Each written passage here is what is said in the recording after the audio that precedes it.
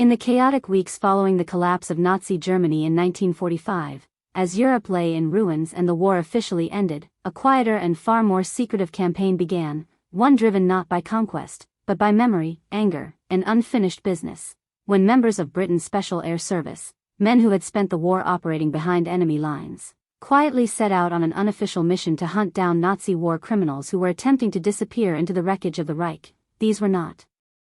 courtroom investigators or uniformed police units, but hardened veterans who had seen the consequences of brutality firsthand, men who had lost comrades to executions, torture, and massacres carried out by SS units and Gestapo forces, and who believed that justice delayed would become justice denied in a Europe already overwhelmed by refugees, displaced soldiers, and shattered governments. Operating primarily in Austria and southern Germany, SAS patrols moved through alpine villages, forests,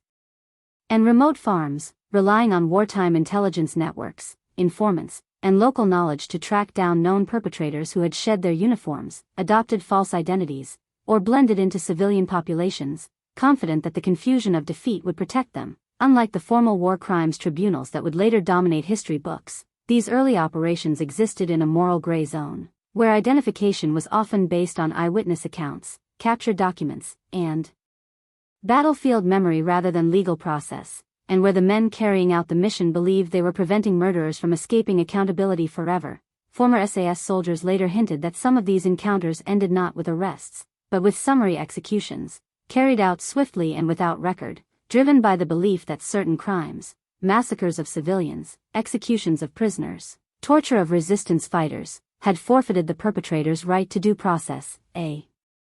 belief shaped by years of unconventional warfare where survival and moral clarity rarely aligned. Historians continue to debate the extent of these actions, but there is little doubt that the SAS played a role in identifying, capturing, and in some cases eliminating individuals who would otherwise have vanished into post-war anonymity, especially in regions where Allied authority was thin and Soviet forces were advancing rapidly. The men involved rarely spoke openly about these missions, bound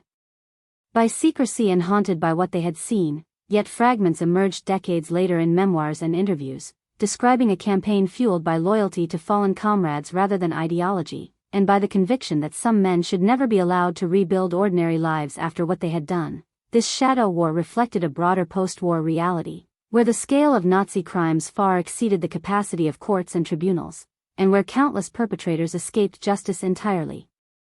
slipping away to South America, the Middle East, or quiet European towns, while survivors struggled to rebuild lives amid loss and trauma. For the SAS veterans, the revenge mission was not about vengeance alone, but about closing a chapter that had never properly ended, ensuring that at least some of the worst offenders did not simply walk away from history, and asserting a brutal form of accountability in a world where legal systems lagged behind moral outrage. Yet the mission also raises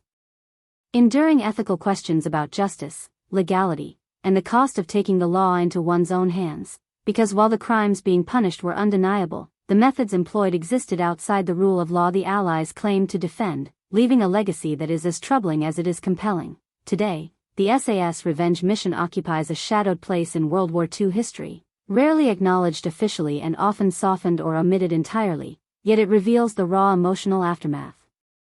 of total war, where victory did not bring closure, and where some men believed that peace could not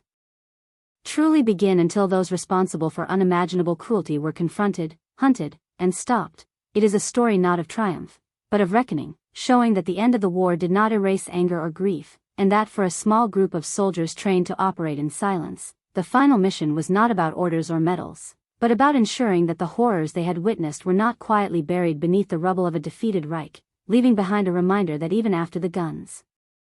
fell silent, the pursuit of justice, or revenge, continued in the shadows, long after the world declared the war over.